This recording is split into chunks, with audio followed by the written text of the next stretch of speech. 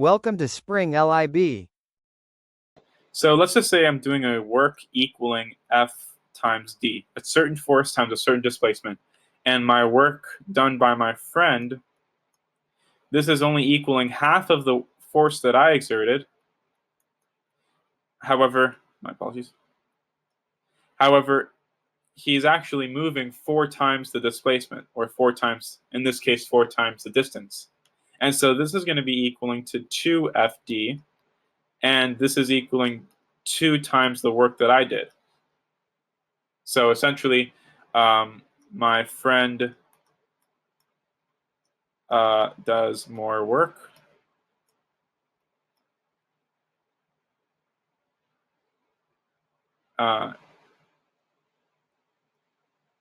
You can say my friend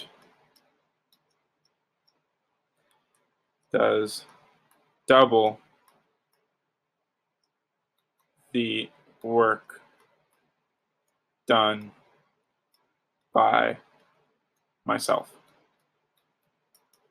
And that would be the final answer. That is the end of the solution. Thank you for watching.